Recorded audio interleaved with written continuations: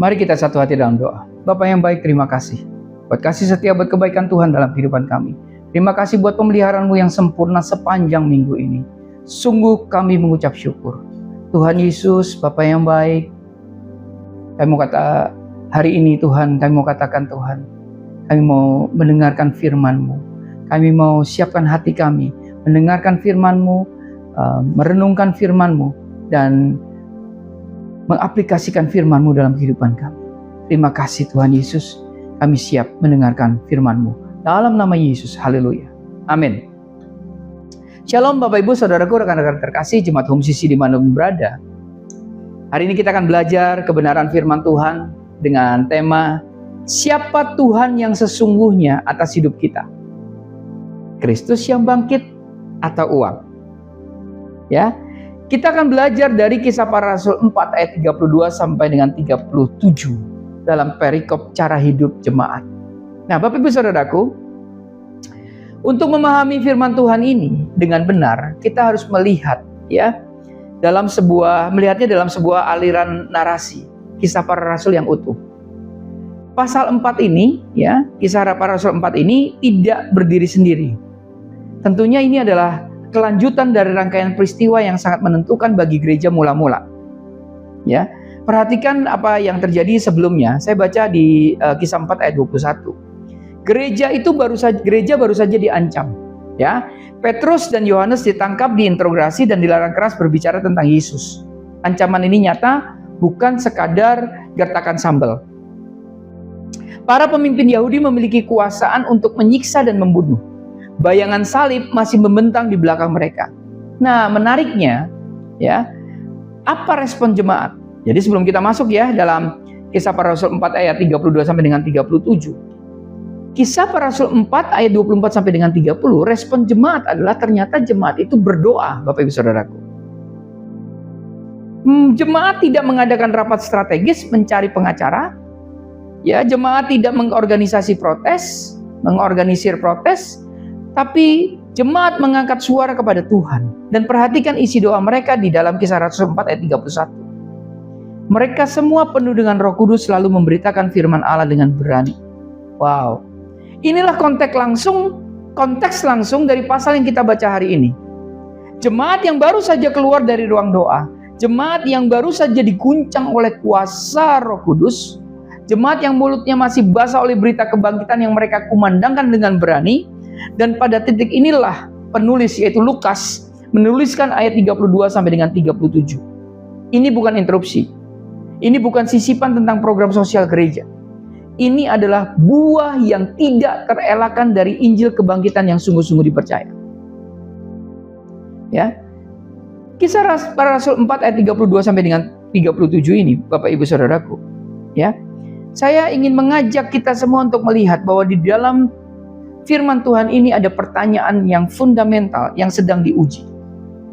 Siapa Tuhan yang sesungguhnya atas hidup kita? Kristus yang bangkit atau uang? Ini bukan soal program gereja, Bapak Ibu Saudaraku. Ini soal pengakuan iman kita yang paling dalam.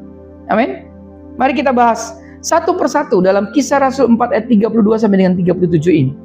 Dan saya membagi dalam 4 bagian. Yang pertama, Kisah Para Rasul 4 ayat 32. Adapun kumpulan orang yang telah percaya itu, mereka sehati dan sejiwa, dan tidak seorang pun yang berkata bahwa sesuatu dari kepunyaannya adalah miliknya sendiri, tetapi segala sesuatu adalah kepunyaan mereka bersama. Perhatikan bagaimana Lukas memulai. Dia katakan begini, 4 ayat 32. Adapun kumpulan orang yang telah percaya itu, mereka sehati dan sejiwa. Lukas tidak langsung berbicara tentang uang, Bapak Ibu Saudaraku. Lukas tidak langsung masuk ke soal penjualan harta atau pembagian kepada yang miskin. Tapi Lukas memulai dengan identitas komunitas, yaitu kumpulan orang yang telah percaya dan mereka sehati dan sejiwa. Nah, ini sangat penting Bapak Ibu Saudaraku secara teologi. Kenapa? Karena Lukas sedang membangun urutan yang tidak boleh dibalik. Bagian pertama ini adalah kesatuan tubuh Kristus menghancurkan klaim kepemilikan absolut. Jadi urutannya adalah begini. kesatuan rohani mendahului perubahan gaya hidup.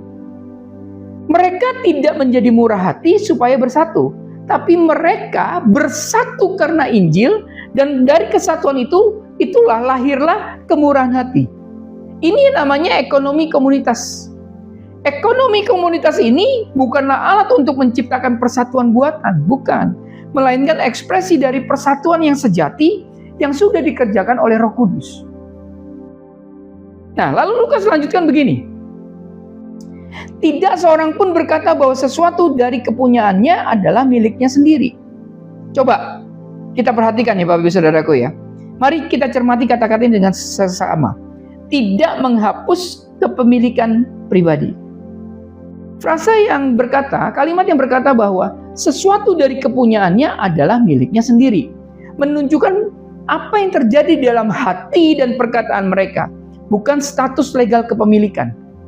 Ya, mereka masih memiliki secara hukum, tetapi mereka tidak lagi mengklaim secara absolut, secara rohani. Nah, ini perbedaannya sangat penting. Kenapa?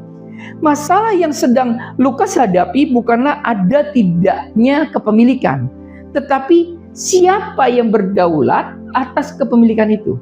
Nah, dalam budaya kita hari ini Bapak Ibu Saudaraku, kita berkata gini, ini punya saya. Saya kerja keras untuk hal ini. Ya, saya berhak atas ini. Saya mau katakan itu benar. Semua itu benar secara legal. Tetapi itu bisa menjadi kebohongan secara rohani jika di dalamnya tersirat bahwa Tuhan tidak punya suara atas apa yang saya miliki. Paham ya Bapak Ibu Saudaraku? Saya ulang ya, gini. Dalam budaya kita hari ini, kita berkata gini, ini punya saya, barang ini punya saya, ini milik saya. Saya bekerja keras untuk mendapatkan ini. Gitu ya. Saya berhak atas ini. Saya mau katakan itu benar secara legal. Tetapi ini bisa menjadi sebuah kebohongan secara rohani. Jika di dalamnya tersirat bahwa ternyata Tuhan tidak punya suara atas apa yang kita miliki. Ini harus kita perhatikan. Jadi kepemilikan absolut itu yang harus kita pahami. Siapa pemilik sesungguhnya? Ya. Ini yang sering salah tafsir begini Bapak Ibu Saudaraku. Kalau kita baca tentang Efesus 4 ayat 32 sampai dengan 37 dalam perikop cara hidup berjemaat, ya, sering kita mendapat serangan, yaitu ketika dikatakan bahwa ini komunisme Kristen. Ini yang perlu saya luruskan, ya, karena sistem komunisme bagi-bagi semuanya, gitu ya, semuanya harus sama rata. Nah, ini bukan komunisme Kristen. Cara hidup berjemaat ini bukan komunisme Kristen. Kita perlu luruskan kesalahpahaman yang sering muncul ketika orang baca teks ini, baca firman Tuhan ini. Nah, Bapak Ibu Saudaraku, jika ada yang mengatakan ini komunisme Kristen, itu adalah pembacaan yang ceroboh secara teologis. Pembicaraan yang ceroboh secara teologis. Kenapa? Pertama, tidak ada paksaan. Komunisme, negara memaksa. Negara memerintahkan. Tidak ada negara yang memerintahkan. Tidak ada aparat yang mengambil alih. Yang terjadi adalah kerelaan yang lahir dari iman.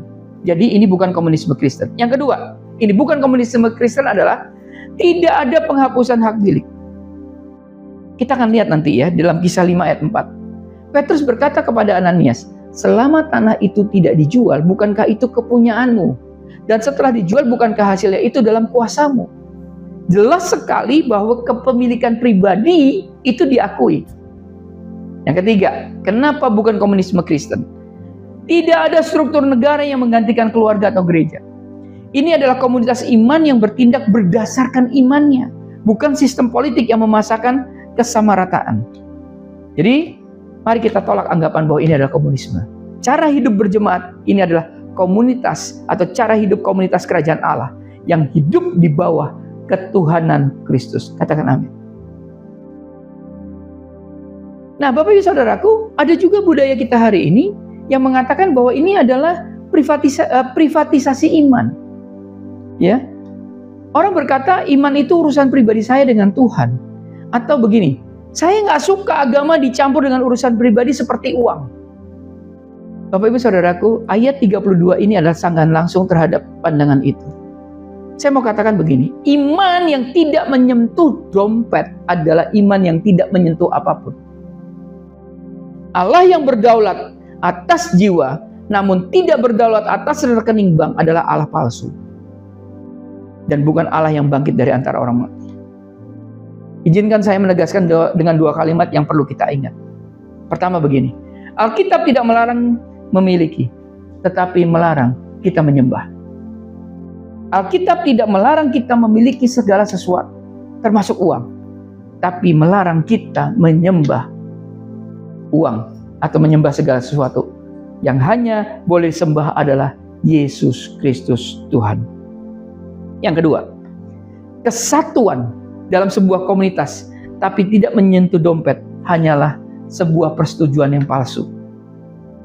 Karena itulah fungsi komunitas. Bagian kedua, kebangkitan Kristus adalah sumber etika ekonomi gereja. Yang kedua, kebangkitan Kristus adalah sumber etika ekonomi gereja. Kisah Rasul 4 ayat 33. Dikatakan begini, dan dengan kuasa yang besar, rasul-rasul memberi kesaksian tentang kebangkitan Tuhan Yesus. Perhatikan, dan mereka semua hidup dalam kasih karunia yang melimpah-limpah. Lihat, bagaimana dengan sengaja ya Lukas mengembalikan fokus ke Injil. Di tengah pembicaraan tentang ekonomi, Lukas tidak membiarkan kita terjebak di dalam diskusi tentang mekanisme berbagi harta, lalu melupakan apa yang menjadi sumber dari semua itu. Dikatakan gini, rasul-rasul memberi kesaksian tentang kebangkitan Tuhan Yesus. Ya, ini bukan sisipan yang nggak relevan. Ini poros teologisnya, Bapak Ibu Saudaraku, yang memutar seluruh roda etika Kristen termasuk etika ekonomi. Mengapa kebangkitan begitu penting? Mengapa kebangkitan Kristus itu begitu penting? Ya, karena tiga hal. Karena kebangkitan Kristus itu membuktikan tiga hal, Bapak Ibu Saudaraku. Satu, Yesus adalah Tuhan. Kedua, kematian bukan akhir. Yang ketiga, ada penghakiman dan pahala, reward. Yesus adalah Tuhan.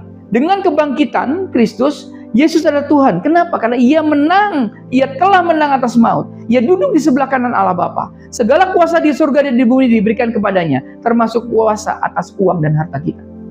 Yang kedua, kematian bukan akhir. Jika kebangkitan itu nyata, maka kita hidup untuk kekekalan.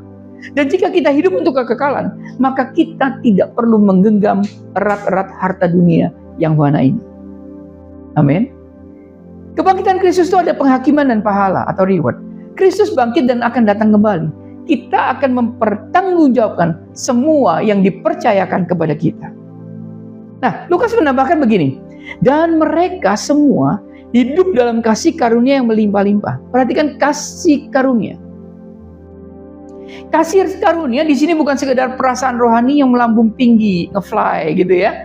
Bukan euforia religius yang membuat mereka bernyanyi dengan tangan terangkat. Kasih karunia ini adalah kuasa Allah yang mengubah relasi, hubungan sosial dan ekonomi. Dalam teologi Lukas, kasih karunia selalu memiliki konsekuensi yang kelihatan. Nah, kasih karunia yang tidak mengubah cara kita memperlakukan sesama kita adalah kasih karunia yang belum dipahami. Amin. Kasih karunia yang membuat kita tetap acuh terhadap penderitaan orang lain, itu adalah kontradiksi di dalam istilah. Ada orang yang berkata begini, yang penting hati Pak, yang penting hati Pastor, bukan harta. Tuhan lihat hati kok. Bapak Ibu Saudaraku, dengar baik-baik, ini dualisme palsu yang tidak dikenal di dalam Alkitab. Alkitab tidak pernah memisahkan hati dari harta. Karena Yesus sendiri berkata begini, di mana hartamu berada, di situ juga hatimu berada. Matius 6 ayat 21. Hati dan harta tidak bisa dipisahkan. Lukas dengan sengaja menghubungkan kasih karunia yang besar langsung dengan praktek ekonomi di dalam ayat 34 sampai dengan 35. Lukas tidak membiarkan kita lari ke spiritualitas yang semu, Bapak Ibu Saudaraku, yang tidak menyentuh tanah. Tapi kasih karunia yang sejati selalu berinkarnasi di dalam tindakan nyata. Dua dosa yang perlu kita waspadai Bapak Ibu Saudaraku. Yang pertama adalah spiritualitas tanpa konsekuensi sosial. Kita merasa saleh karena rajin beribadah, rajin baca Alkitab, rajin berdoa. Tetapi hidup kita tidak pernah menyentuh penderitaan orang lain. Kita puas dengan perasaan rohani yang hangat. Padahal Tuhan itu menuntut tangan kita untuk bergerak. Amin. Dan ini adalah spiritualitas tanpa konsekuensi. Ini adalah dosa, Bapak Ibu Saudara. Yang kedua, aktivisme sosial tanpa Injil kebangkitan. Sebaliknya begini, ada orang yang sibuk dengan kegiatan sosial, sibuk dengan memberikan bantuan, sibuk dengan melakukan aksi kemanusiaan. Tetapi semua itu terlepas dari pemberitaan tentang Yesus yang bangkit. Ini juga bukan model Lukas. Bagi Lukas, Injil dan pelayanan sosial tidak bisa dipisahkan. Amin. Pemberitaan tentang kebangkitan selalu menghasilkan kasih karunia yang besar. Dan kasih karunia yang besar selalu berbuah dalam tindakan yang nyata. Amin. Tanpa kebangkitan, berbagi itu hanyalah moralisme. Dengan kebangkitan, berbagi adalah tanda kerajaan Allah. Kasih karunia yang besar selalu meninggalkan jejak yang bisa dilihat. Amin. Yang ketiga, kasih karunia yang nyata itu menghasilkan sistem, bukan sekadar emosi. Kita buka ya, dalam Kisah 4 ayat 34 sampai dengan 35. Sebab tidak ada seorang pun yang berkekurangan di antara mereka, karena semua orang yang mempunyai tanah atau rumah menjual kebunyaannya itu, dan hasil penjualan itu mereka bawa. Ayat 35. Dan mereka meletakkan di depan kaki rasul-rasul, lalu dibagi-bagikan kepada setiap orang sesuai dengan keperluannya. Perhatikan kata penting di awal di ayat 34. Sebab kata ini menghubungkan ayat 34 langsung dengan ayat sebelumnya. Ayat 34 adalah akibat langsung dari kasih karunia yang besar yang disebut di ayat 33. Tadi ya kita udah bahas. Lukas sedang membangun rantai sebab akibat yang tidak bisa putus. Kalau kita lihat alurnya begini. Pemberitaan kebangkitan, ada kuasa besar, ada kasih karunia besar, kemudian baru yang terakhir tidak ada yang berkekurangan. Wow, dahsyat ya. Ini bukan sekedar laporan sosiologis tentang kemurahan hati komunitas. Ini adalah indikator teologis tentang kesehatan komunitas, Bapak Ibu Saudaraku. Gereja yang sehat adalah gereja di mana tidak ada anggota yang berkekurangan. Katakan amin. Bukan karena semua orang kaya, tapi karena semua orang itu peduli, Bapak Ibu Saudaraku. Perhatikan, Lukas nggak berkata tidak ada yang miskin di antara mereka. Yang ia katakan adalah tidak ada yang berkekurangan. Ini beda. Ini adalah kondisi dinamis di mana kebutuhan dipenuhi. Kondisi statis di mana kemiskinan dihapuskan secara instan. Ya. Nah, perhatikan sekarang. Lukas melanjutkan gini. Hasil penjualan itu mereka bawa dan mereka letakkan di depan kaki rasul-rasul. Lalu dibagi-bagikan kepada setiap orang sesuai dengan keperluannya. Nah ini menarik Bapak Ibu Saudaraku. Pertama apa? Ada praktek berulang. Ini bukan momen sesaat. Kata mereka bawa dalam bentuk imperfect. Ya, dalam bahasa Yunani. Menunjukkan tindakan yang berulang. Bukan sekali, jual lalu selesai. Tetapi ada pola hidup yang terus-menerus. Menjual, membawa, meletakkan, membagikan. Menjual, ya, membawa, kemudian meletakkan, dan kemudian membagikan. Jadi pola itu praktek yang berulang. Kita perhatikan lagi dari kalimat tadi. Ada pengorbanan sukarela, artinya tidak ada paksaan.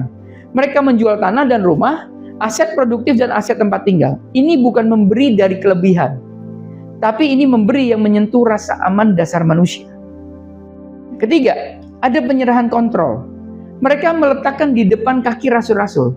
Nah ini simbolis. Mereka tidak mengendalikan lagi bagaimana uang itu digunakan.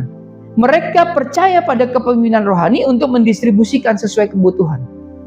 Ini yang kadang-kadang suka kurang. Berapa banyak gereja hari ini diatur oleh donatur. Donatur yang paling besar, dia akan mengatur.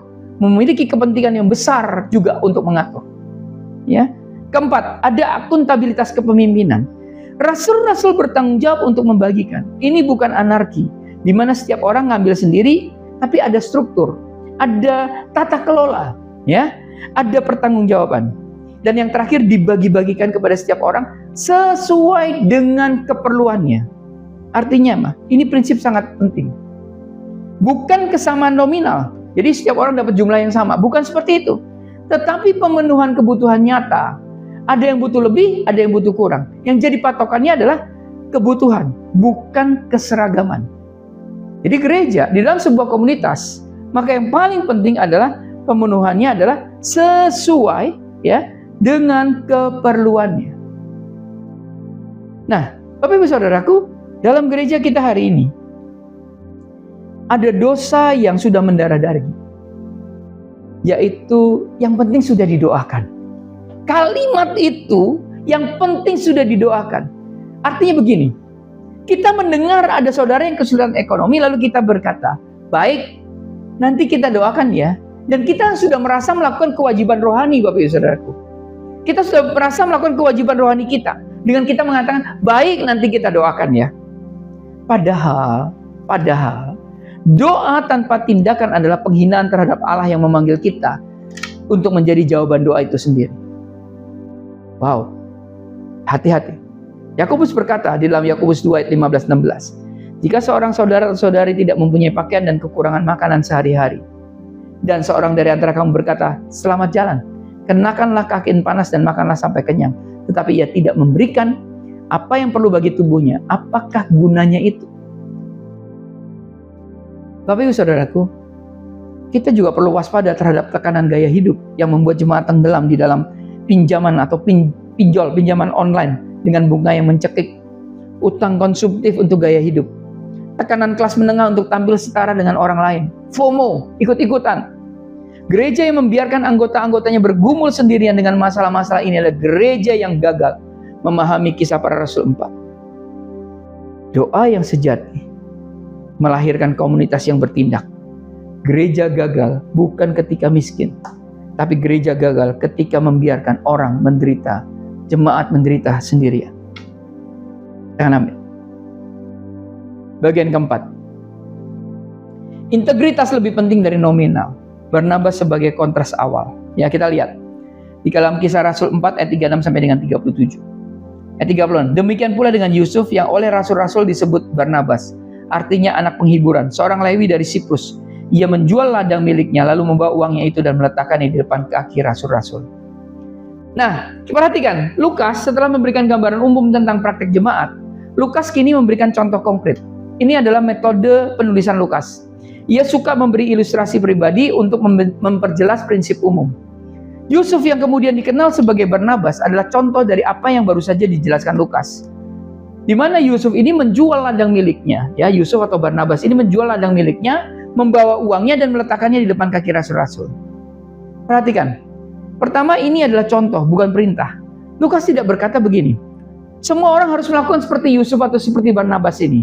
Ia hanya menunjukkan bahwa ada orang yang melakukan hal itu. Jadi dia ini contoh, bukan perintah. Ya. Kedua, tidak ada angka yang disebutkan. Lukas tidak memberitahu berapa harga ladang yang dijual itu, berapa jumlah yang diberikan juga. Ya, jumlah tidak penting bagi Lukas. Yang penting adalah tindakannya. Yang ketiga, tidak ada pujian yang berlebihan. Walaupun Barnabas atau Yusuf ini dicatat ya sebagai orang yang menjual ladang miliknya, membawa uang dan meletakkan di kaki rasul-rasul, tapi Lukas tidak berkata, oh lihat betapa Barnabas ini hebat. Ia hanya mencatat fakta secara sederhana. Mungkin berbeda dengan kita di gereja hari ini. Orang-orang yang membawa uang lebih, donatur yang membawa uang lebih, itu dibela, dipuji, ya, selangit, ya. Dan itu yang terjadi. Dan Lukas tidak melakukan hal ini. Yang keempat, tidak ada panggung. Barnabas tidak berdiri di mimbar untuk menerima penghargaan. Mungkin berbeda dengan kita hari ini. Siapa yang memberi lebih, donatur yang memberi lebih banyak, dia mau namanya tercantum. Dia mau diberikan jabatan di gereja. Ya, Lukas tidak memberi panggung terhadap Barnabas. Barnabas tidak berdiri di mimbar untuk menerima penghargaan, tapi Barnabas meletakkan uang itu depan kaki rasul-rasul, diam-diam dan tanpa publikasi. Bapak Ibu Saudaraku, Lukas dengan sengaja menyebutkan bahwa Barnabas berarti anak penghiburan. Ini penting. Nama ini menunjukkan karakter orangnya. Barnabas adalah pribadi yang menghibur, menguatkan, mendorong. Dan pemberiannya itu adalah bagian dari penghiburan itu. Dengan uang itu, orang-orang miskin dihibur, orang-orang miskin kebutuhannya dipenuhi. Nah, kemudian Lukas juga menyebut asal-usulnya Barnabas, seorang Lewi dari Siprus. Ini detail yang menarik. Orang Lewi biasanya tidak memiliki tanah di Israel, Bapak Ibu Saudaraku. Karena Tuhan adalah bagian warisan mereka. Tapi Barnabas itu diaspora. Ya, dia memiliki ladang di Siprus dan ia menjualnya demi pekerjaan Tuhan. Yang paling penting ini sengaja ditempatkan sebelum Kisah 5. Kenapa? Karena kita tahu di dalam pasal 5 akan ada cerita tentang Ananias dan Safira. Pasangan yang jual tanah tetapi berdusta tentang hasilnya. Dengan menempatkan kisah Barnabas di sini, Lukas sedang menyiapkan kontrasnya. Barnabas sebagai teladan integritas, Ananias dan Safira sebagai peringatan tentang kemunafikan. Bapak Ibu Saudaraku, dari kisah Barnabas atau Yusuf ini kita belajar tentang dosa-dosa rohani yang perlu kita hindari. Yang pertama, memberi demi citra atau image. Barnabas tidak mencari nama, ia justru mendapatkan nama karena karakternya, bukan karena pemberiannya. Ia disebut anak penghiburan sebelum ia menjual ladang. Jadi pemberian adalah ekspresi dari karakternya, bukan upaya membangun image atau membangun citra. Bagaimana dengan kita? Kedua, patronase gereja. Uang dipakai untuk membeli pengaruh. Ada orang yang memberi besar supaya punya suara dalam gereja, supaya pendapatnya didengar, supaya ia duduk di kursi strategis. Saya mau katakan ini penyalahgunaan karunia yang serius. Uang yang diletakkan di kaki rasul tidak seharusnya menjadi alat untuk mengendalikan rasul. Bagaimana dengan kita?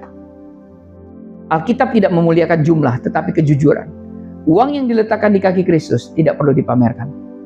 Saudara, setelah kita menelusuri ayat ya demi ayat, kita tarik kesimpulan.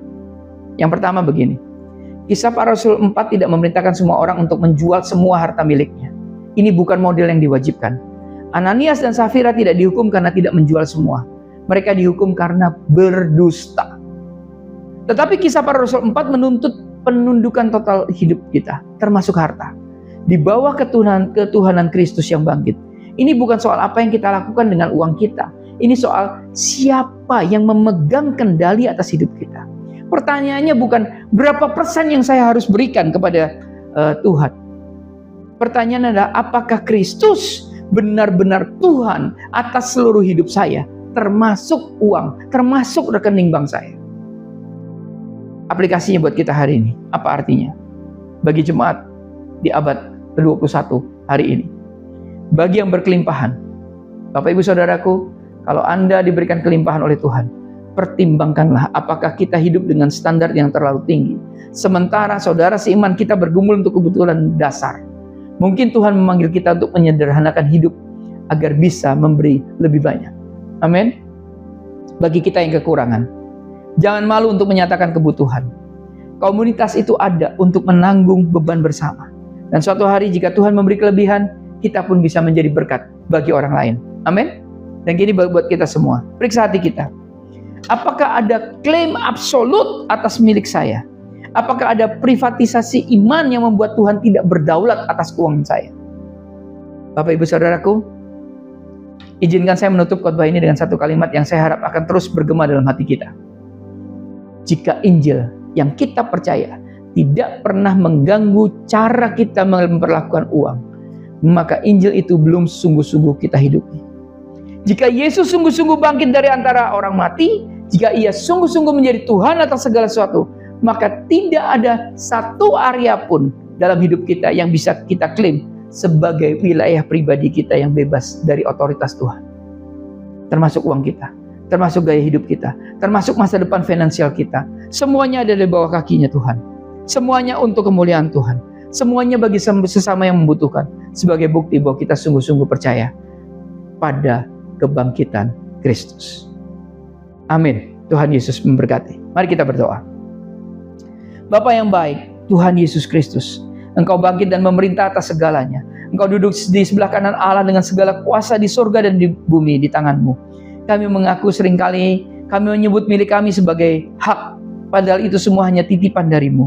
Kami sering berkata ini punya saya, seolah-olah Engkau ini tidak punya suara atasnya. Kami sering nyaman dengan ibadah tetapi abai terhadap beban saudara kami. Kami pandai berdoa tetapi lambat bertindak. Kami menikmati lagu-lagu rohani tetapi tuli terhadap tangisan mereka yang berkekurangan. Tuhan, hancurkan berhala kepemilikan dalam hati kami. Robohkan tembok privatisasi iman yang kami bangun. Buka mata kami untuk melihat kebutuhan di sekitar kami. Pulihkan komunitas kami, supaya kasih karunia-Mu tidak berhenti di kata, tetapi nyata dalam tindakan. Jadikan kami gereja di mana tidak ada yang berkekurangan, bukan karena semua kaya, tetapi karena semua peduli. Bapa, ajar kami hidup sehati dan sejiwa, tunduk sepenuhnya kepadamu, Tuhan yang bangkit dan Raja atas segalanya. Dalam nama Yesus, Tuhan yang hidup, yang berkuasa sampai selama-lamanya. Amin. Karena itu saudara-saudaraku, jemaat Kristus yang dikasihi Tuhan, angkatlah kedua tanganmu dan terimalah berkat. Mari kita aminkan setiap perkataan berkat yang kita percaya bahwa kita menerimanya. Tuhan memberkati engkau dan melindungi engkau. Tuhan menyertai engkau dengan wajahnya dan memberi engkau kasih karunia. Tuhan menghadapkan wajahnya kepadamu dan memberi engkau damai sejahtera. Kiranya kasih dan penyertaan Bapa di surga dan damai sejahtera dari Tuhan Yesus Kristus serta penghiburan dari Roh Kudus terus menyertai kita sampai Maranatha, Tuhan Yesus datang kembali. Kita yang percaya dan menerima berkat Tuhan, mari kita sama-sama katakan, amin. Selamat hari Minggu, selamat berkumpul bersama dengan keluarga. Terus cintai Tuhan, berhenti menghakimi dan selalu jadi berkat. Tuhan Yesus memberkati.